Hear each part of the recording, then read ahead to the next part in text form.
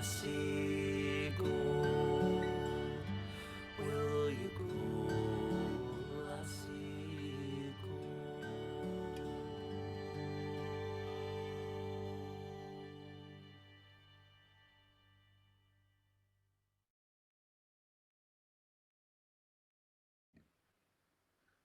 Hello there and welcome everybody. Welcome to this joyous celebration of this time of year, the feast of Bealtaine. How are you, Noreen? Hello, go mini díobh fáilte ró bhisteach agus ag tána skite míní áis orm chun bheith live in jobh agus beidir go lenimid araig leis an cuineal óin. Oh, go hook on their fog, yeah. Let me go. Anna agus ní bháin go bhfuil mid chéúre Bealtaine. Mar bhfuil cos Bealtaine seo enim an mí seo freisin in éing Bealtaine. Ach céúann sé an éile san, an éile orsa san, ach céúann sé freisin.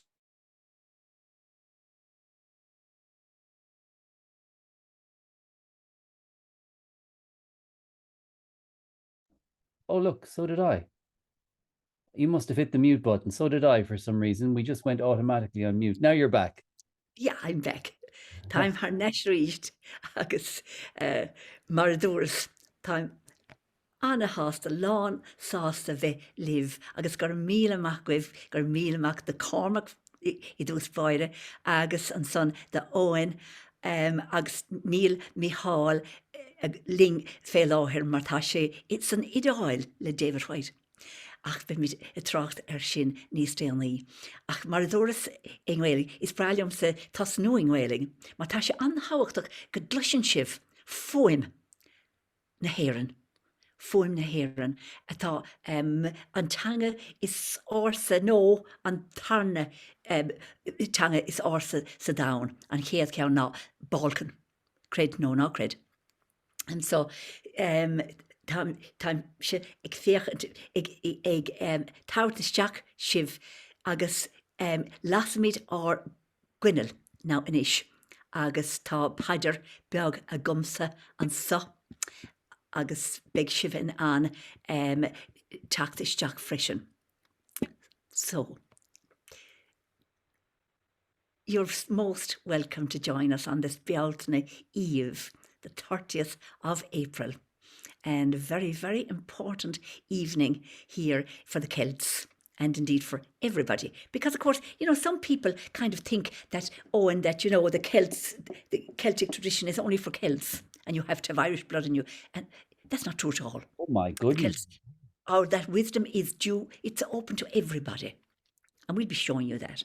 So I want to light our little candle because, as you know, well, some of you mightn't know, but we always celebrate that, we simulate that candle that's lighting up in the heavens for us, because that's the Irish belief that when we were born, a candle was ignited for us in the heavens. And so we're connecting up with that now because, of course, two candles make a stronger light. And so we're praying that our little candle up there in heaven won't be extinguished before the end, over the next hour and a half. Anyway, so some of you might have candles. I can see some people lighting there who know our tradition at this stage. And of course, it's not just in the Irish tradition. As you see there, Tagore said, death is not extinguishing the light, it's only putting out the lamp before the dawn has come. And that's exactly the same as in the Irish tradition. Tá chuineal muachta rih racha an lei, that the candle is extinguished before the dawning of day, before the resurrection. Somebody was asking me this morning, I was with a group of wonderful American women over the past 2 days, and someone, do the Irish believe in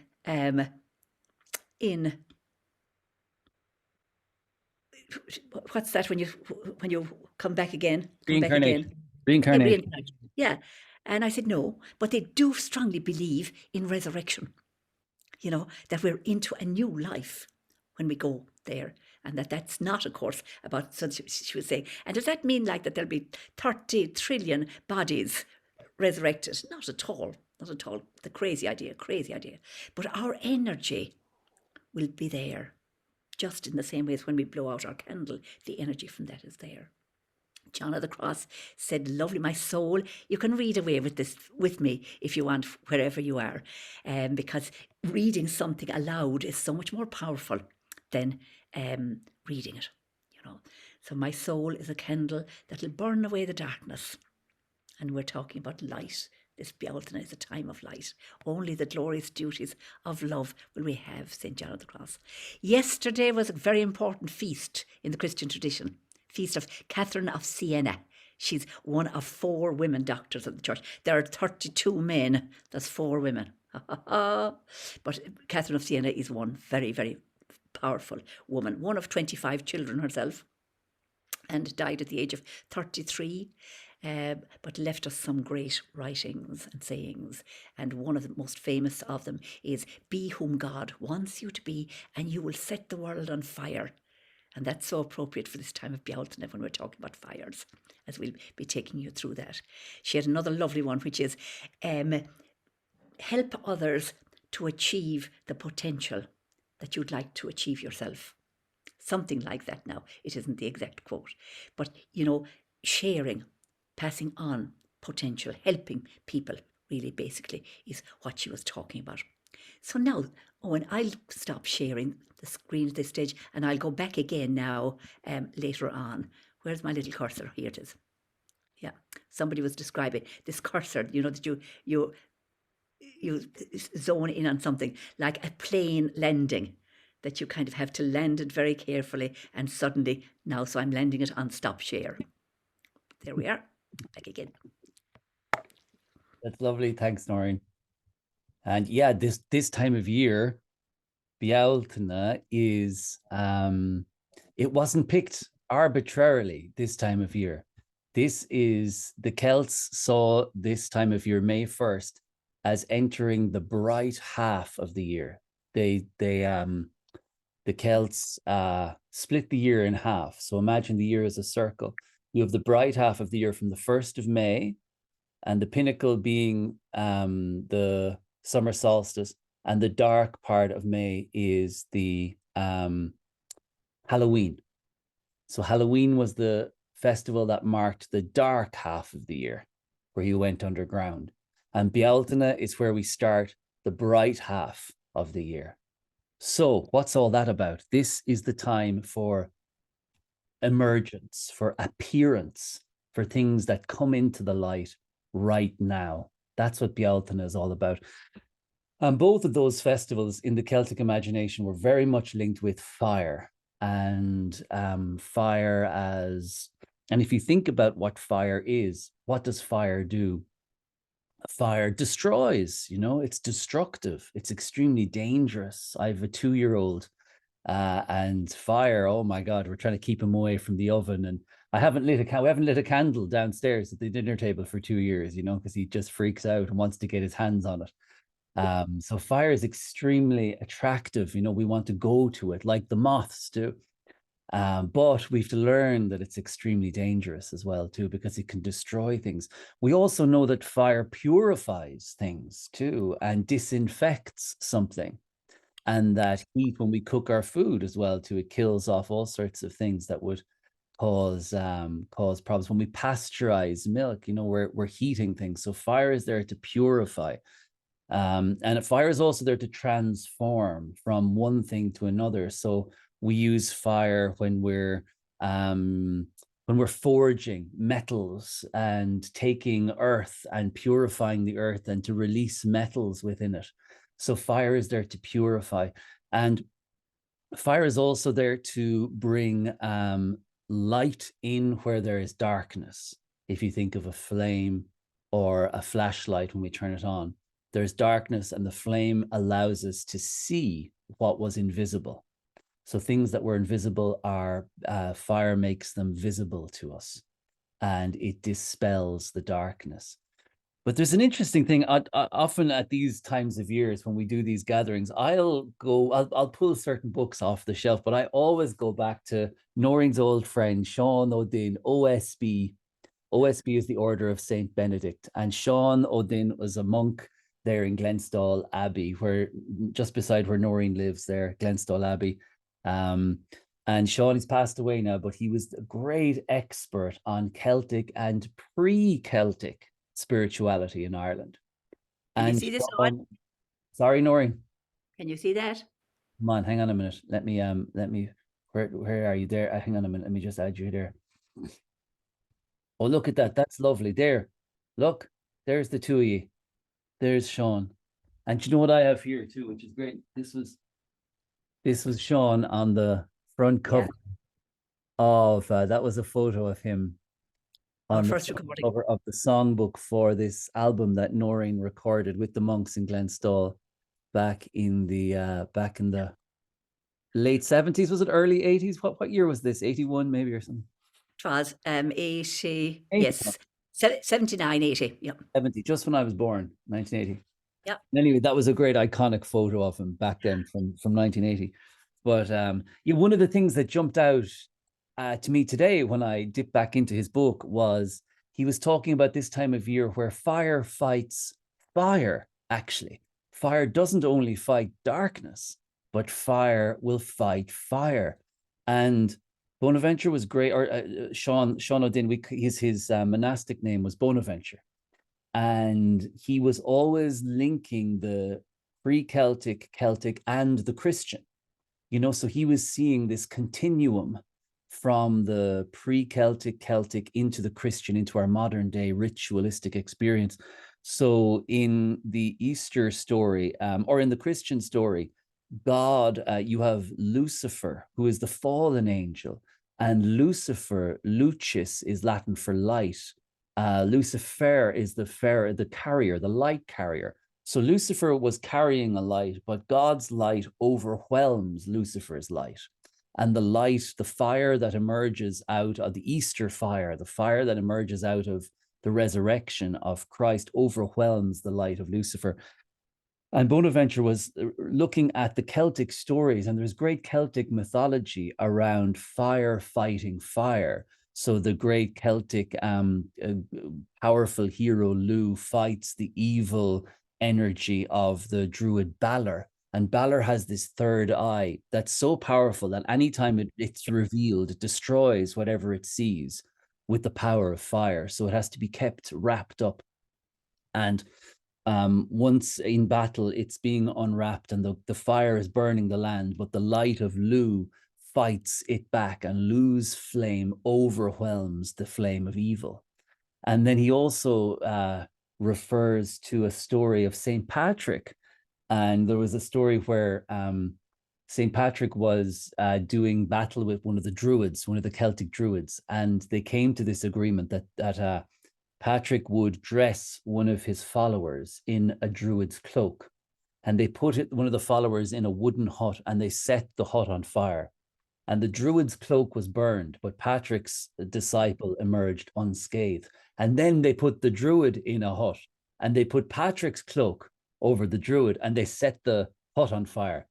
And the druid was burnt, but Patrick's cloak remained. So you have this, Sean is talking about this image of fire not only overwhelming darkness, but fire overwhelming fire, you know, which that just jumped out to me today as a whole other kind of theme, you know what I mean? And I was thinking too, following on from, we've had great discussions in our inner soul circle around the great messages of Imbolc, the springtime season. And one of the things that really spoke to me this time around, you know, every time you return to these seasons, something else comes out, you know, something else speaks to you that you're going through in your own life. And one of the things I saw going through the season of Imbolc just past was this power of persistence, this persistence that's required during springtime. Springtime is actually, in a way, I find tougher than winter, because springtime has this promise of summer to come, but then it slips it away from you. You know, you can be out in the sunshine and the birds are singing, the sun is shining, and then the next day there can be sleet and snow, you know. And my wife's a great gardener. These flowers are from her garden, and gardeners get the anxiety that spring brings to people of gardening, you know, because the buds emerge and then a frost can come and destroy any potential for flowers. which happened this season. It happens every springtime. So springtime really requires this extraordinary persistence and tenacity, not to be disheartened in the face of polarity of change that spring brings. And one of the things I saw with that theme of fire fighting fire was, again, that image of persistence, of tenacity, that if you're faced with an obstacle, do you retreat? Do you collapse under the force of that obstacle? Or do you fight that with its own fire? Do you fight fire with fire? So it's interesting that this time of year is all about flame, the power of the flame. And one of the things I see, in our world today is if we have so much access to information and to news and to what's going on around the world, to what's going on in our country. You used to just turn the news on in the evening and then turn it off. And now, of course, it's everywhere. We carry it around on our little devices. I've aptly named devices, devisory and tricking as well. To a device is something that tricks you in literature. So we have our devices in our phone that are always dividing ourselves and ourselves with others and playing tricks on us. And we can see all these stories that are emerging. And of course, the stories that catch our attention and that get eyeballs are the stories that are the most anxiety ridden. And indeed, there's no shortage of those stories in our world today. So those are the stories that we see. And I find that this image of fighting fire with fire is a very important one, because technology is also symbolized by the element of fire. There's lights shining from these things. When we look at them, there's little fiery diodes emitting light and fire into our eyes. So I was thinking, what do we need to combat this energy? Do I just give up, or do I fight it with a different type of fire, a more powerful fire? The fire of Lugh, the fire of St. Patrick, the fire of Bealtaine. Perhaps that's what I need to do this, So that's the big theme I'm seeing for this day. And it'd be interesting. I'd love to hear from you too, if that strikes a bell, I'd like to start us off with a poet that I was just introduced to yesterday. We met this amazing woman at an event in New York City. She's back in October, and me and my brother have been trying to meet up with her ever since. And finally we met yesterday, and she's a huge poetry fan. And she started throwing all her favorite poems at us. And I was desperately trying to take notes. And she referred to this great American poet called Rebecca Del Rio.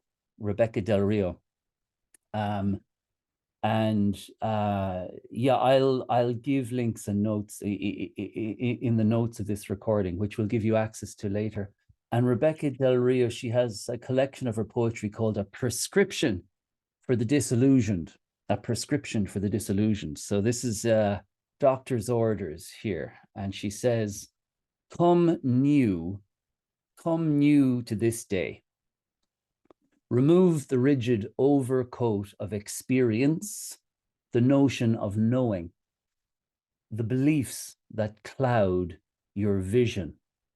Leave behind the stories of your life.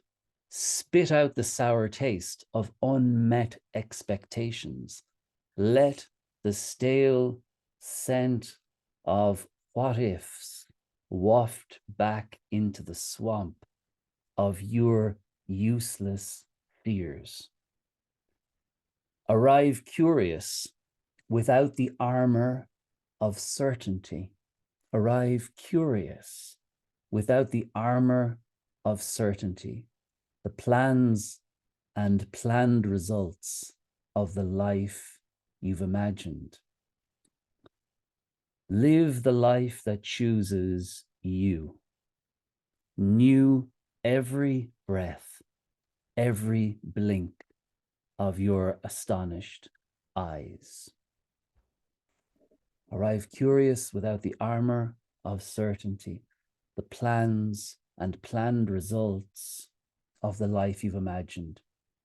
Live the life that chooses you. New every breath, every blink of your astonished eyes. So that is my blessing to you all to get us started here on the feast of Bealtaine, where we'll burn away the darkness, or burn away the flame, the illusion, the brightness of illusion, burn that away, and start us on this new path. Yeah. So I just wanted to say quickly, yes, on this call, it's just myself and Noreen. Micheál, yes, is on his way to Italy, to Tuscany. God love him. And he's off for a week with the poet David White, who leads a trip over there to Tuscany. David's been a friend of ours and of Noreen's, and we've worked with him so closely in all sorts of capacities. And the road is still going forward there. David's been such a great mentor and friend and colleague of ours in every way. So we're thinking of Micheál as he's winging his way over there to Tuscany for a hard week of work in the Tuscan sunshine, in the vineyards of Tuscany. And we are going to have it. So me and Noreen will do a little reflection on Bealtaine. I'm going to give you another poem by William Butler Yeats as well now to balance us off with Rebecca. And I'll sing you a song. Noreen will do a little blashed. And then we want to set you up for a little conversation. So this is what you've had over the last these 3 days is a mini experience of the inner soul circle. And there's some inner soul circlers on this call as well too. And so what we do every month in the inner soul circle is the first Saturday we have there's a letter from one of the three of us. The second Saturday, a pre-recorded course that we've done in the past. And the third Saturday every month is this live gathering, which takes this format. It's longer, 2 hours. And every session we invite you into a little conversation with someone in a breakout room, which of course is totally optional, but strongly encouraged, because people make all sorts of great connections and have great conversations. You overhear yourself saying the most profound things in this astute company, you know. So we'll put you into just a quick chat on this call, not a long one.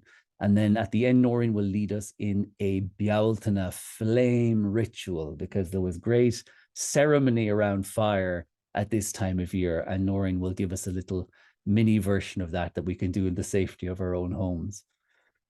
So, so throughout this call as well, too, if you wish to sign up for the Inner Soul Circle, you can, and Cormac is going to give a special discount code, and the first 20 people to sign up will get the 20% discount.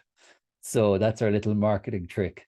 And we will send out this recording as well to later this evening to anyone who isn't there.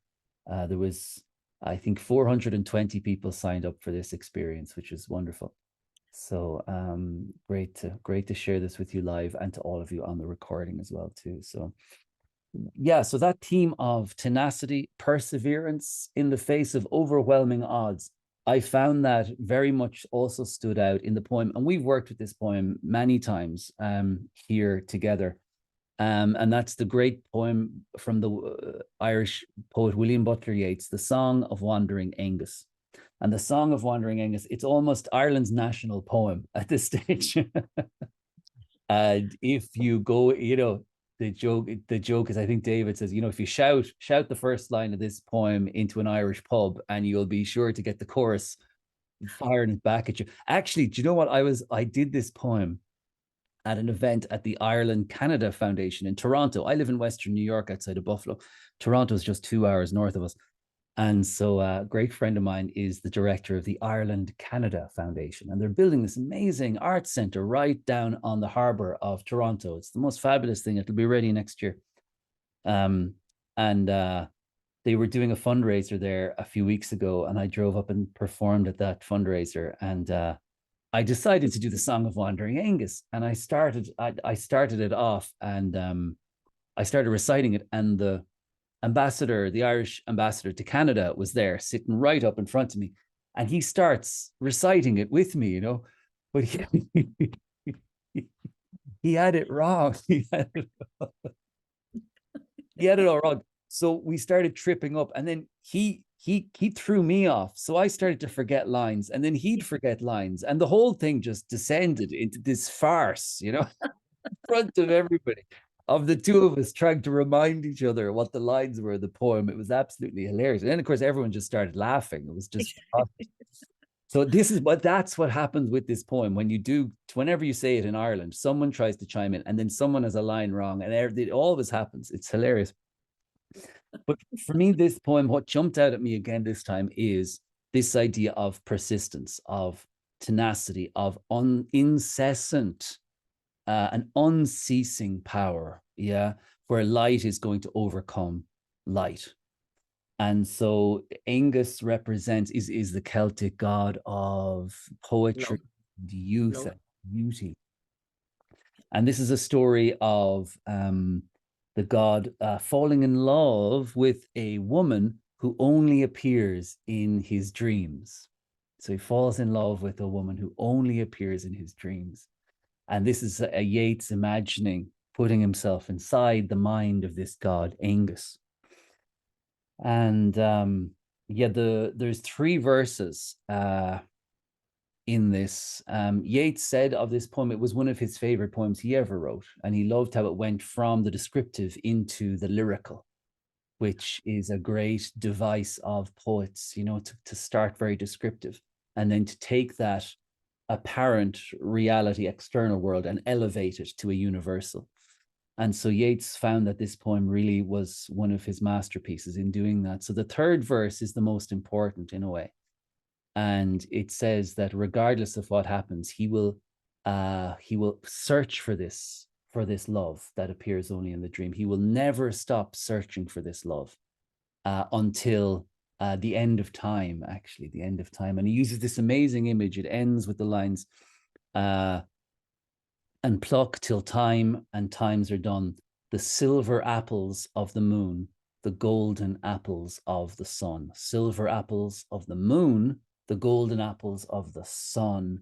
Yeats was a great devotee to alchemy, to the mystical European traditions of Freemasonry and Rosicrucianism. And one of the high goal of the alchemist is the union of opposites, the divine marriage of the masculine and feminine, of the moon and the sun coming together. That's the yearning, the utopian yearning that one day union will be achieved. Yeah, that lead will be transformed into gold. And if you're to stop, it won't happen.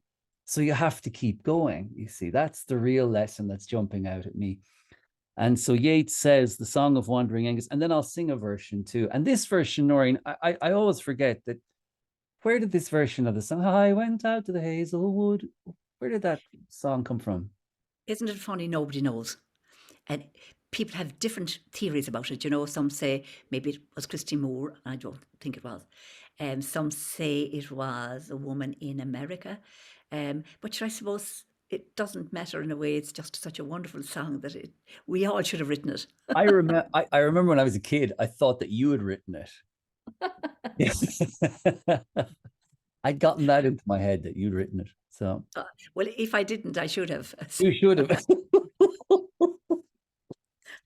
So I'll sing a version of that on the guitar here, and Lovely.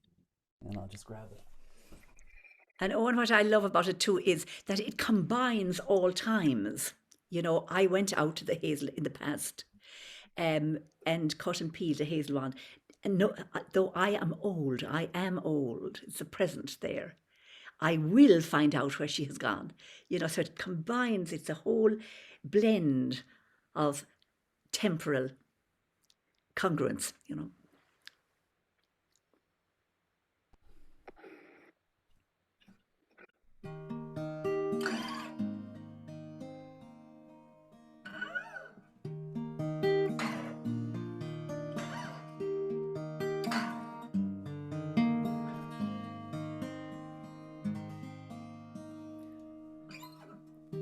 I went out to the Hazelwood because a fire was in my head, and cut and peeled a hazel wand and hooked a berry to a thread. And when white moths were on the wing, and moth-like stars were flickering out, I dropped a berry in a stream and caught a little silver trout.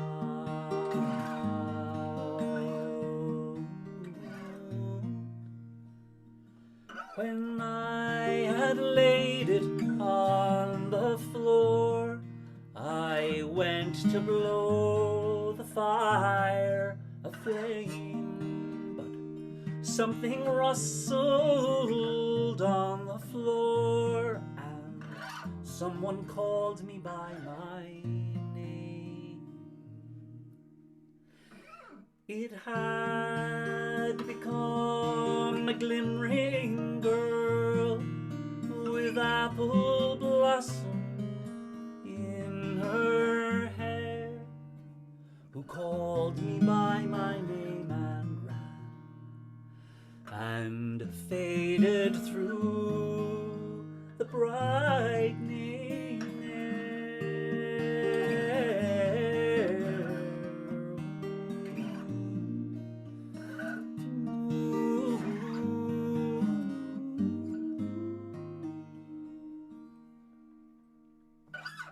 Though I am old with wandering through hollow lands and hilly lands, I will find out where she has gone, and kiss her lips and take her hands,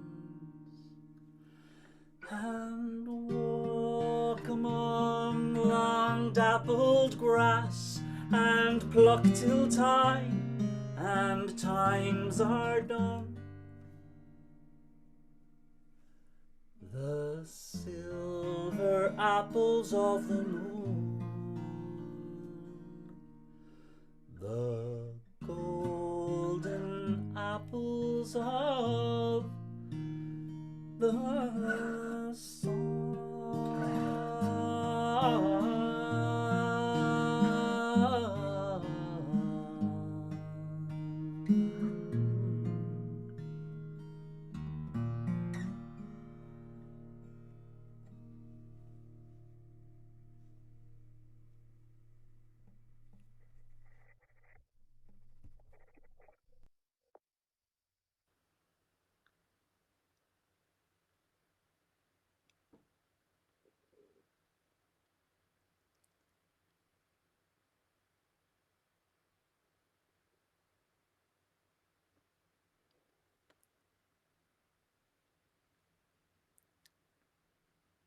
Oh, Nora, you might give us a little blast, will you? That was lovely, Owen. Oh, it's an amazing song, isn't it? A Mad Song, of course. It was the first title that, That's right. a Mad Song. Yeah, that was the Yep. first original. I saw that. That was the first Yep. original title, Mm. and he renamed it the Song of Wandering Angus. Exactly. And of course, the other thing then is Apple Blossom. You see, he always associated that with Maud Gonne, because the first time he met her, Right. she was arranging an arrangement of Apple Blossom. So any time that he writes that, there are a lot of these poems that have that mention of apple blossom. But Yeah. so beautiful. Which of course is this time of year. Like, so that poem really emerged to me as a Bealtaine poem more than ever over the last few days. I just saw it as a Bealtaine poem. Yeah, yeah. Wonderful. Thanks for that.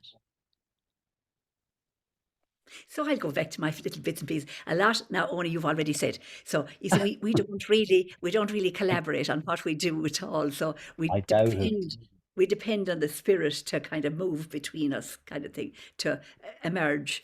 And so I'll be skipping some of this now too, because there's my screen. I just saw Cormac here in the chat said his mother never That's right. recited the Song of Wandering Angus the same way twice. We always laughed, Cormac, at that, didn't we? Oh, for heaven's sake. It was, and it's her favourite poem, but for some reason or other, it's always changes. But that's great.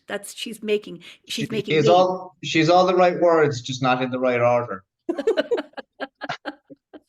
But there's something, I think there's something in the spirit of the poem where that has to happen. When Irish people recite this poem, we have to start arguing over the words, you know. So Or embellishing it. She's making Yeats better. That's just. But love to Mary, for heaven's sake, my best friend. I don't know what I'd do without her. So, Bealtaine here. So, Bealtaine, first of all, the pronunciation, Bealtaine. It's not more, I couldn't actually put it into phonetics, really. So it's not thin. It's not thin. It's more Bealtaine, tine. So you put your tongue behind your teeth for it. Bealtaine, Beaul. And Beaul is the emphasis. Bealtaine, Bealtaine. And so that, of course, two words. Baal is our word for mouth. Tine, of the fire. And this, of course, refers to the little ritual we're going to do in a minute, where we walk through the mouth of the fire for purification and all of that. Of the seasons, each of our seasons has an aspect of the feminine, which is lovely. So this is the season of the young fertile woman, the young girl who's ready for, ripe for marriage and so on. Season of two things, dew and fire, and you'll see I have the dew there and the fire. So tomorrow morning, early, you go out to the grass and you get that Bealtaine dew and you wipe your face all over with it, and it's the best moisturiser ever. The dew of the morning. And the original moisturiser. So some say, of course, that the Bealtaine is also the fire of Belenus, who was a Celtic god, and the god of the sun. Now, there's some disagreement about that. He may not be, some people don't agree that he was, but Bel is an old Irish word for light too. And of course, as I say, from the Christian then to the divine feminine, because this month of May is always, or certainly was very strongly in Ireland, the month of Mary. And so you'd have altars, May altars in all our schools, in our homes and so on. And you would have fabrics of blue and white representing Mary, lilies and roses for purity, of course, and all that, and images of Mary. And, of course, the song, which was really very much, if you started singing this song now in a pub only, everybody would join in with you, because it's one of our great songs to Mary. Now, it's a bit sentimental and it's not really contemporary theology, really, because you'll hear kind of some very, let's see, oh, thus shall we prove thee, how truly we love thee, how dark without Mary life's journey would be, this kind of stuff. So it's kind of sentimental and everything. But it's a great old sing, and some of you will remember it. I wonder, can you see me there? yeah, looks great. Great, lovely. And you have the original sound on, do you? I have. It's on actually from the beginning. I think it came on itself. So this is Queen of the May, to celebrate Mary. I think I'll stop sharing the screen now there, and I can go back to that again. No, I'll leave it on there because you have your little chorus there. Oh, Mary, we crown thee with blossoms today, Queen of the angels and Queen of the May.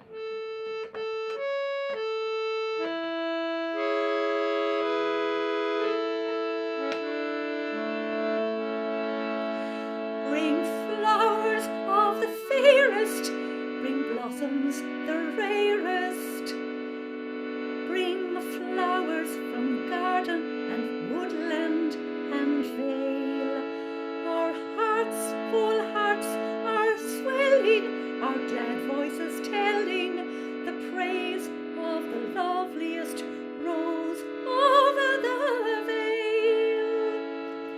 O Mary, we crown thee with blossoms today, Queen of the angels and Queen of the May.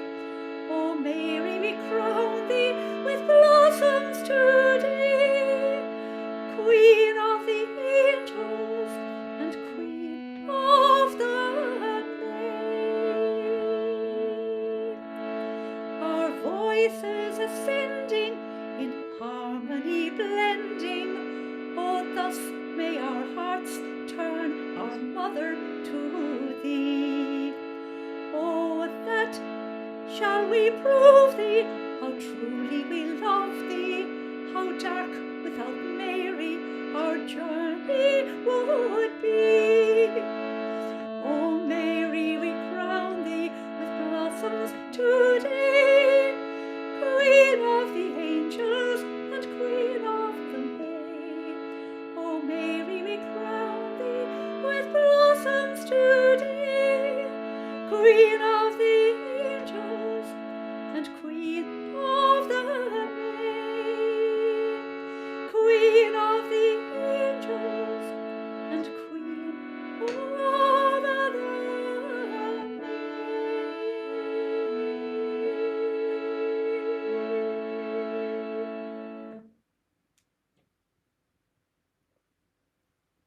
That's Mary.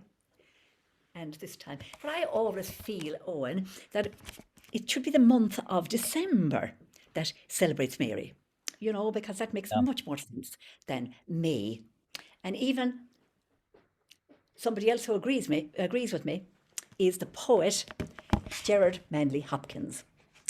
And he wrote a marvellous poem called the May Magnificat. And in it he starts it, May is Mary's month, and I muse at that and wonder why. Because it always makes much more sense around December, the time of birth and so on, to have it. But anyway, this goes back to medieval times and church, of course. Italy started first in Italy, making May the month of Mary. So fire, you've said an awful lot about this, Owen, but the dichotomy, the different, ideas, particularly, I suppose, in Christianity, because you have the fires of hell. Oh, the fires of hell, that you'll go down and you'll burn there forever. And then, of course, you have the opposite end, which is the Holy Spirit at Pentecost, which is just coming up now. And then, of course, you have ashes then too on Ash Wednesday, the ashes from the fire. Then, as you were saying, all only so beautifully then, a symbol of inspiration, sparks of creativity. We talk about sparks of knowledge. And new beginnings, of course, the phoenix rising from the ashes, new life rising out of this fire. The fire of desire. Who was it said that about, I think it was Rilke, said, sexuality is all about two flints of a fire igniting together. It's lovely. And of course, it's the spark of divinity, the fire, the flame of the soul, as the Hebrew tradition believes. So it's one of the four elements, of course, earth, air, fire and water too. And then, of course, you have the candles that we're all talking about, the candle in heaven there, that's fire. The hearth, sitting around the hearth. And of course, then the other side of fire, the burning, the pain that it can cause to the transfigurative. Smith's craft creating, moulding our lives through fire, just as a smith does. In the Irish tradition, of course, we have great smooring prayers. Cuiglim an tine, mar a cuiglín breed agus Christ. I smoor the fire, I cover over the ashes so that it will be there in the morning. Very beautiful idea to keep this perpetual fire. Of course, Bridget's fire then too, which was extinguished in Bridget's convents. She always had a perpetual fire lighting all the time that was kept going through the night.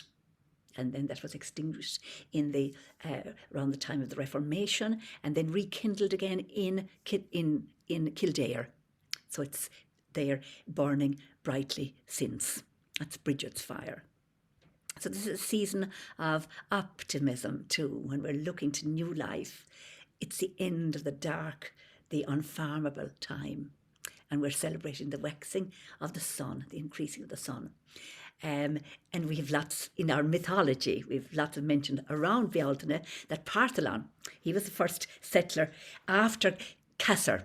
Casser was the first to come to Ireland. She was Noah's granddaughter. And that's a whole other story, but it's a great story actually. And so she came with, I'll give it to you very briefly. She came because Noah called her in and said, look, there's going to be a flood here. you should go, and the flood is coming because we have been sinning. You should go to somewhere where there's no sin, and that's Ireland, because there's no people there. So she came and landed here, and after 100 years or so, they were wiped out. But the next man to come was a man called Partholon, and he arrived on May the 1st. We know all of this from Leabhar Gabhála Éireann, the Book of Invasions, an 11th century manuscript, the Book of Invasions of Ireland. There was a great battle between the Milesians and the Tuatha Dé Danann on this day. I've spelled Dé Danann wrong, excuse me. And then Gorse. Lovely. I was just come back from Killarney, and my goodness, the gorse down there is just extraordinary, bursting out, this gorse, as you can see it there. And you bring it in tomorrow and you put it on the inside of the windows. And if you have cows, the cows, put gorse on them tomorrow for protection and goodwill kind of thing. So I wanted to tell you about a little story, you see, now, because each of our sessions, we'll always have a story, because we love telling stories, the three of us. So I want to tell you about Partholon too, because he was a pseudo-historic figure, which means he was a mythological figure. And as I say, his story comes from the Leabhar Gabhála Éireann. After Casser, he was the second to come. He was a Greek, apparently. And there's also stories that he killed his mother and his father before he came, and that also he had an injury in his eye. But anyway, he came with a whole band of about 1,000 people, followers, and they introduced farming, cooking, brewing and building, apparently. So the Leabhar Gabhála tells us. But then after, I think, a few years, 5,000 men and 4,000 women, they all died in the 1 week of a plague. And this all happened in the month of May in Bealtaine, we're told. So here's the first case. This is the story I wanted to tell you, first case of adultery in Ireland. And Partholon had a wife called Delgnat. And one time Partholon was off riding, he was off hunting, and didn't Delgnat, she got her eye on a servant lad called Topaz, that's it, yeah. And anyway, they did the job, and then they went down and they opened up Partholon's beer, his special beer, which was in a golden tube. And so Partholon came back from hunting and he went for his beer, and didn't he taste the mouths of Delgnat and Topaz? So he killed the servant, and he also killed Delgnat's dog. And she was furious. And then she turned to him and she said, "It's your fault," she said. "It was your fault. And look at," she said, "would you put honey before a woman? Would you put milk before a cat? Would you put edged tools before a craftsman? And would you put meat before a child?" And so this is how she was making sense of it. So turned it around. The women can be very crafty and turning things around. But anyway, they all died, and then the Milesians to come in. There was a whole 6 invasions of Ireland, and Partholon was the second. I'll go on along now to a little poem. Here's a poem that I've just recently come on by Moya Cannon. She's one of our most famous women poets from the north. I think born around 1956. But I love this, Around Light. And you can say it with me because you have it up there in front of you now. Light is what days are made of. It pulls the daffodil up out of dark earth, prompts the eagle and the stub-tailed wren to nest, and draws the humpback whale north with its song. Light's song, light is what days are made of. It pulls the daffodil up out of the dark earth, prompts the eagle, the stub-tailed wren to nest, and draws the humpback whale north with its song. Stones, warm on the morning seashore, know it. Our sun is so much older than them. Our sun is so much older than them. Such tempests of grief it has scanned. Yet light, like love, eternally draws us on. Yet light, like love, eternally draws us on. And finally, a little prayer of Mechtild of Magdeburg. Some of you might have heard of her, but she was the first known woman writer in Low German. And so this is a translation here about fire. And again, you can say this along with me. Lie down in the fire. See and taste the flowing Godhead. She wrote a book called The Flowing Light of the Godhead. It's a very beautiful book. See and taste the flowing Godhead through your being. Feel the Holy Spirit moving and compelling you within the flowing fire and the light of God. Within the flowing fire and the light of God.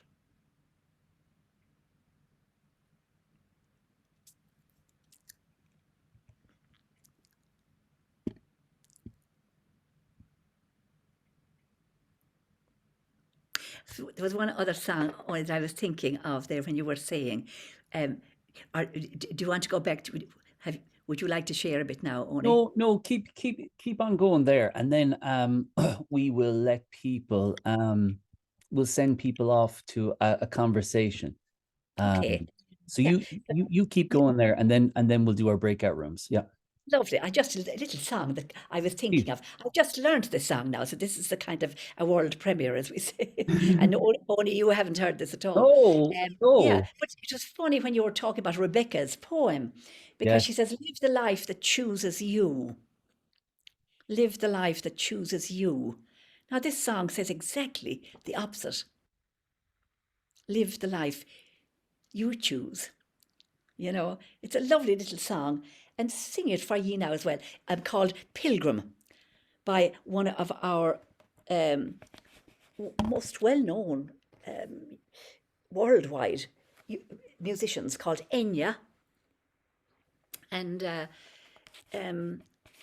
I just came on this song and became quite obsessed with it and just learnt it.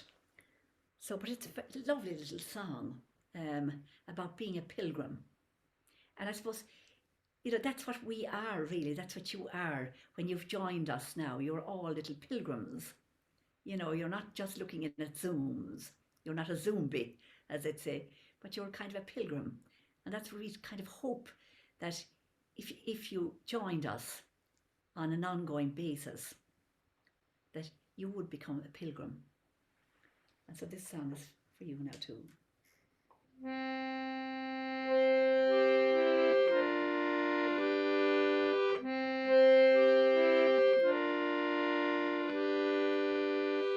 Pilgrim, how you journey on the road you choose to find out why the winds die and where the stories go.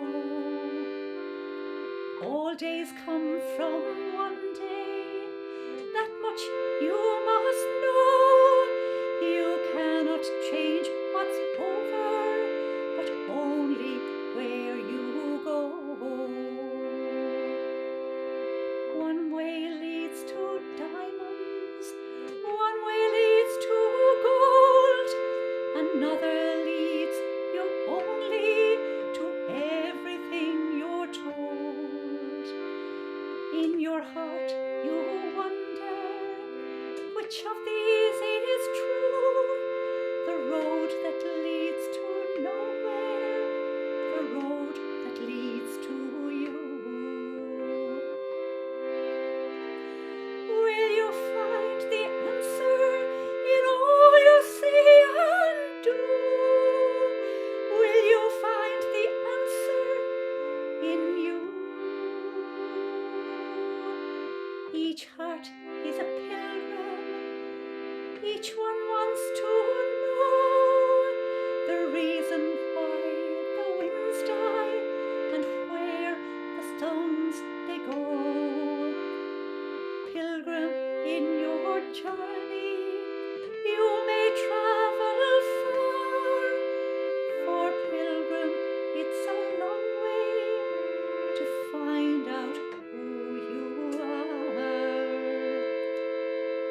Pilgrim, in your journey you may travel far, for pilgrim, if you join us, you will find out who you are.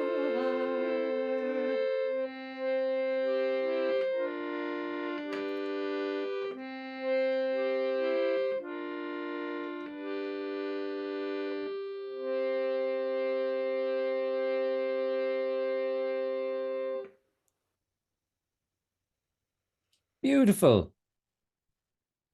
That's the first time I've heard you sing an Enya song, Noreen. But it's a lovely little song, isn't it? It's beautiful. Yeah, it sounds, yeah, it's Find the answer in all you do and say. Will you find the answer in you? Pilgrim, in your journey, you may travel far. For pilgrim, it's a long way to find out who you are. lovely. Do you want to try and do our little chat? Yeah. And we're doing very well on time, actually. That's because Mihal's not here. Exactly. And when you were, I was laughing when you were saying, "Oh, Mihal is on the his way. God bless him." And I said, "Well, God bless them too when they're over there with him." So we'll do a 10-minute chat, and I think just really the question is, I think the image of fire. What does fire mean for you? The image, in general, in your own life, or anything we've been talking about. Let's talk about the fire and the flame, and where is that landing with you, and what's the conversation you're having with yourself around that now? And the fire in your belly, where is that? What phrase was that on? Good phrase too. A fire in your belly. Yeah. I went out to the Hazelwood because a fire was in my belly, was in my head. It was in my head as well too. But yeah, fire is interesting. And I always, for some reason, associated this time of fire overcoming darkness. But for some reason this year, I'm seeing fire overcoming fire, which for some reason is really jumping out at me today, as something that I see in the world around me. But let's have a little chat for 10 minutes. So, and we'll see you there. And then we might even have time for a bit of feedback as well, too. If you have any questions or any comments or anything at all, we could take, 3 or 4 maybe. Yeah, because my little ritual will only be 5 minutes. And then Noreen's ritual. Yeah, lovely. Okay, here we go.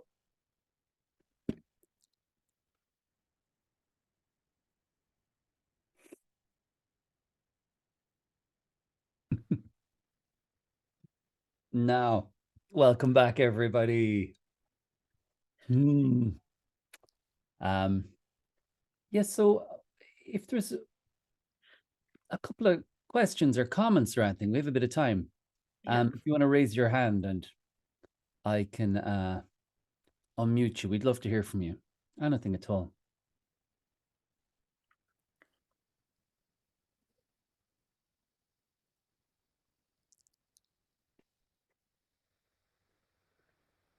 Cormac McCarthy has raised his hand.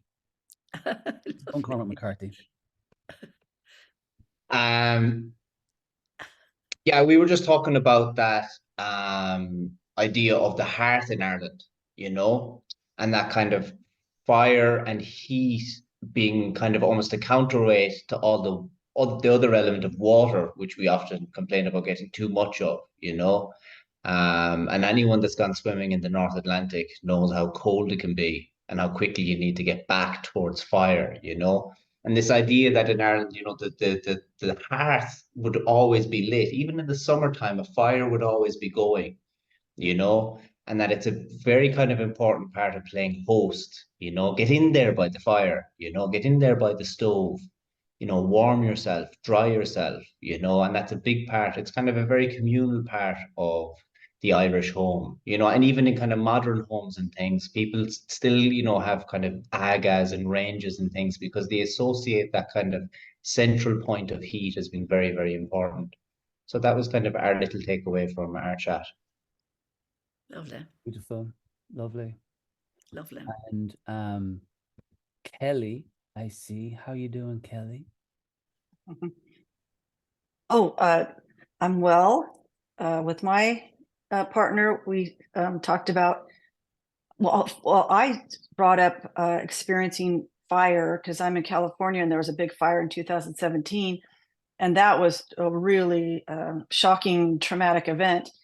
And what I gleaned from it brought us all together. All our neighbors were supporting each other, having people live at our houses, so it was more of we communed in the fire, which was so unpredictable, so uncertain, and super scary. I've been through the earthquake, and it was more scary than the earthquake.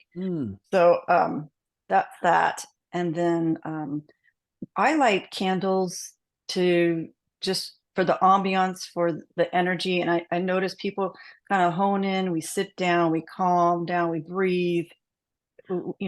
Next thing you know, there's more intention at the table, and conversations that they're just more like subtle and gets us back to ourselves, really. So that's what came up for me. Beautiful. Thank you, Kelly. They're like the two polar opposites of fire, the fear of destructive fire bringing us together, and then the intimacy of the candle flame bringing us together. Yeah. Lovely images. Thank you, Kelly. Yeah. Great to see you. And let's see. I see Jamie. How's it going?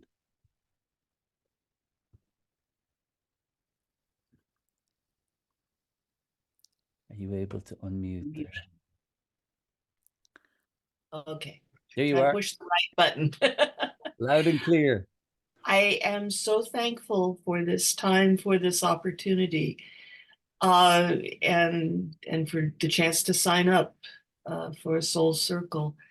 The amount of synchronicity that happened in our brief time in the breakout room with Carolyn and Amy was phenomenal. And with connections and hope for future journeys. And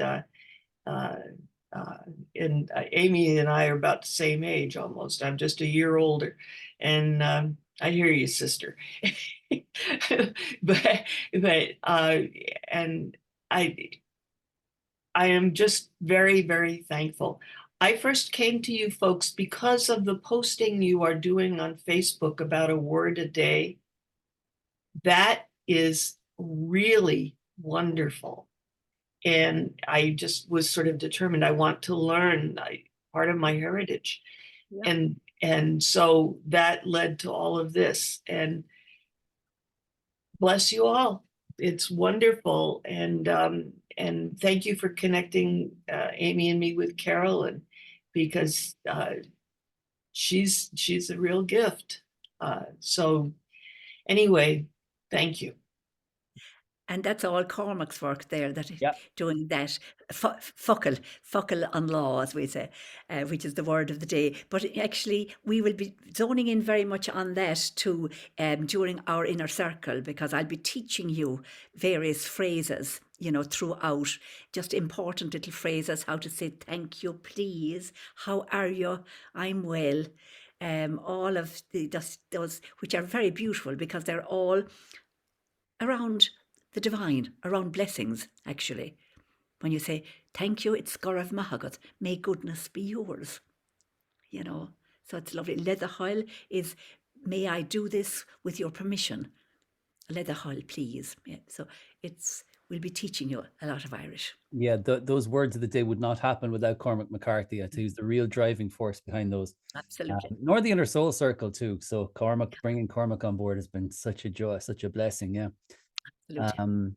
But that's beautiful. Yes, synchronicities abound. The stories we've heard, specifically coming from the Zoom breakout rooms, very unusual. Yeah, and which is what happens, when you're in the right place at the right time, I think. And no such thing as synchronicity, only it's God's way of remaining anonymous. Or even not anonymous, or God's way of being properly accredited. Yeah. I will take one more quickly. I see Phyllis there, and then Noreen, you might lead us on our ritual. Yeah, let's see. I have one moment, Phyllis. Hang on a sec. Oh, okay. I'm going to spotlight you and then myself. How are you doing? I'm fine. We have a beautiful day, spring day here in Chicago. Great. My weeping apple blossom tree is in full bloom. It's beautiful. Mm. Anyhow, actually, Kelly and I were together, and she inspired me to light my candles. I have candles all over the house. I have enough candles to take me through the next 6 months, and I never light them. But one of the things that was bothering me, I know we were talking, and Kelly and I talked about this a little bit, fighting fire with fire. It seems like in our situation worldwide, not only do we have like physical fires occurring, but it seems like we're fighting each other with fire. Like somebody makes a fiery comment and somebody fires back and somebody fires. How do we, I don't want to say peacefully, I guess, fight fire with fire? How do we put out, at least calm, water some of those fires? Phyllis, I have absolutely no idea. Okay, well, thanks. I I mean, I know that single-handedly, but as a group, yeah, what can we do as a group? all these images and symbols and metaphors, I believe, for me, are ways of asking the question in different ways, you know? So I think, yeah, personally, I don't go to the idea of fighting fire with fire. I go with the idea of how do I put out the fire? Yeah. Right. That's where my natural thing is, or how do I illuminate the darkness? But what stood out to me, returning to researching for this specific call, was this idea of, well, what if I looked at it in a different way? What if I imagined, what would that mean for me, you know? So I think you're asking the question of yourself, what does it mean for you to fight fire with fire? Because it's different reflex. Your reflex, which I would share too, would be, no, we must put this out. Stop fighting fire with fire. But actually, what would it mean if I was to fight fire with fire? You know, for example, like Bealtaine in itself is the mouth of fire. What would it be like for Phyllis if you were to open your mouth and allow fire to come out rather than words of calm and peace? What would Phyllis say if you were to open your mouth and allow fire? And this is just an experiment. I'm not saying to run out the door now and grab your neighbor by the collars. But imagine in your own mind, what would those words be? And if by imagining that, does something free up? Does a new idea emerge? That's sort of how I approach this kind of work. Yeah.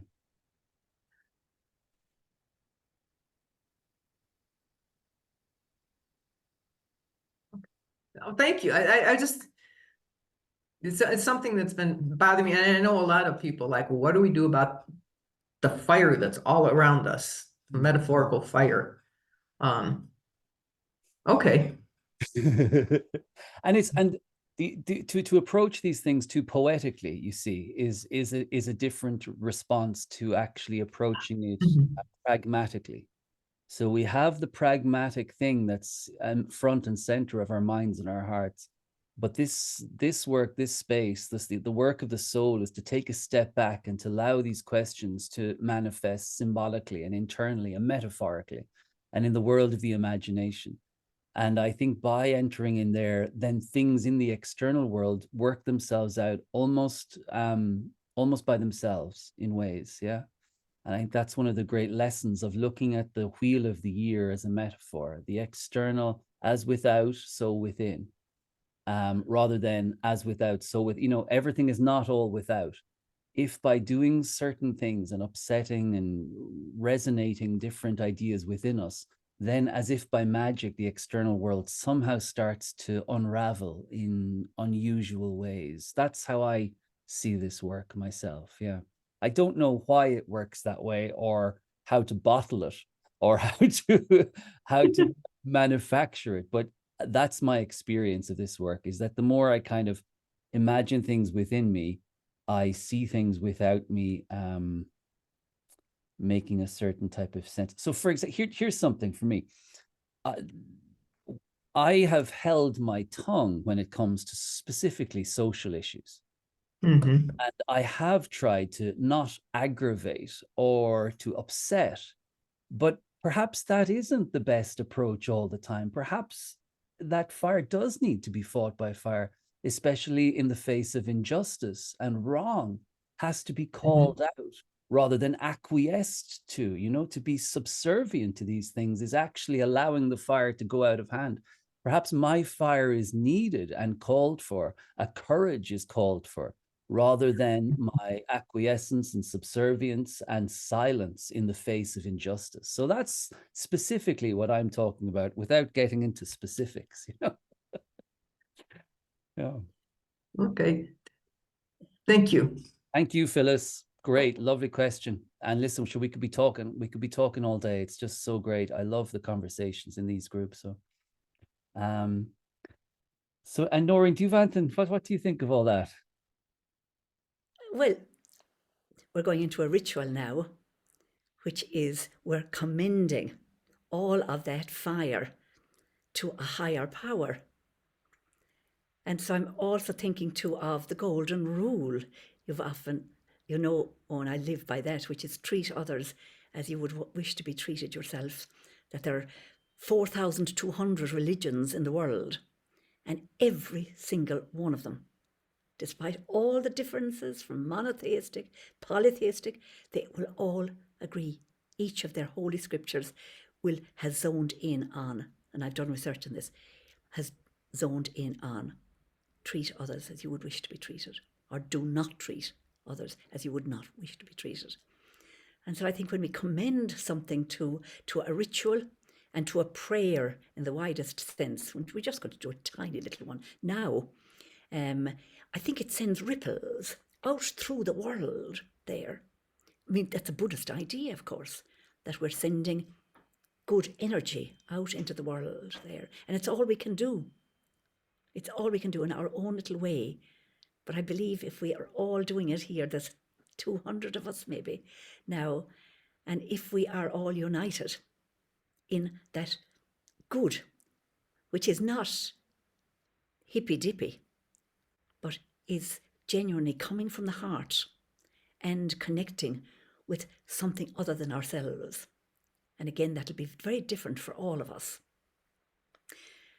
And so for our little Bealtaine ritual then, there's just 4 little movements in it, as it were, 4 little stages. And the first is, as was it Jamie was talking about the candles, or Kelly was talking about the candles, is to light to bring in the light, to invite that light that will set the world on fire, as Catherine of Siena says. And so our little matches here in Ireland are called Cara matches. Is that upside down? Maybe it's that way. I don't know. Cara, which means friend. Which means friend. So when you're igniting these, I'm just going to go over to my 2 candles here. So that's the first movement that you're going to do, is lighting your candle of connection with the divine candle that's there for you, and also lighting a candle of connection with the universe, with the whole world, bringing in the light of the world.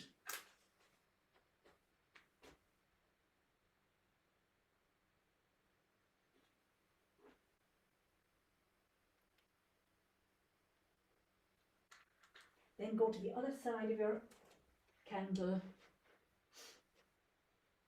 You can raise your hands because you're calling in for assistance and calling in for that good energy.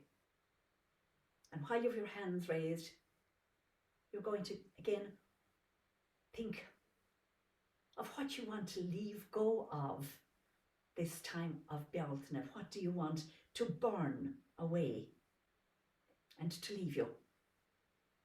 What desire is burning in you, secondly, that you want to be or to do this Bealtaine? Think of somebody that you love and bring them into your little prayer circle now. Your partner, your sister, brother, best friend, your Anam Cara, your soul friend. And then bring in somebody that is troubling you, that you don't see that eye to eye with, that you have that fire against. So then raise it, lower your hands, walk in now, in between that fire, in between the Bealtaine fire. And of course, the tradition is that in Ireland, it would be the cattle the cows that walked through this on their way up to the pastures for this bright side of the year. And so the cows, by going through this fire, I wonder how many of them ever got burnt, but walking through it, that they were purified and healed and released out into that. And so we're doing that ourselves, leaving our problems, leaving our worries, and accepting our desires, and knowing by accepting that desire, it will materialize, it will come true. And so you can keep your little hands like this together, very like namaste, namaskar, recognizing the divine in all the universe and in every person. Walk through, and now place your hands on your heart. And this is the movement of gratitude. Because as Meister Eckhart famously said, if the only prayer we ever said was thank you, that would be enough. And so, in gratitude for this time of Bealtaine, in gratitude for the divine feminine, indeed, for Mary and her presence, and Mary as comforter, Mary as mother, Mary as sorrower too.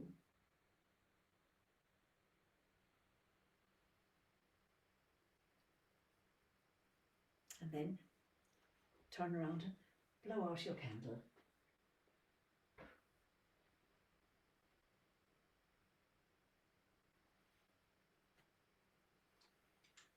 And maybe you might have the energy with one of your candles to sing your little song. This little light of mine, I'm gonna let it shine. This little light of mine, I'm gonna let it shine. Yeah, this little light of mine, oh, I'm gonna let it shine. Let it shine, let it shine, let it shine. Hide it under a bushel. No, I'm gonna let it shine. Hide it under a bushel. No, I'm gonna let it shine. Hide it under a bushel. No, I'm gonna let it shine. Let it shine, let it shine, let it shine. Let it shine. Oh, yay. Woo! Lovely. Thanks, Noreen. And thank you, everybody. Thank you so much for sharing this time with us. And here's to a beautiful Bealtaine, lovely month of May. And we'll see you soon. See you Inner Soul Circulars. Absolutely. Thanks, Noreen. Slán Tamil, Slán Cormac, Slán Owen, Slán Gachaya. Thanks, Cormac.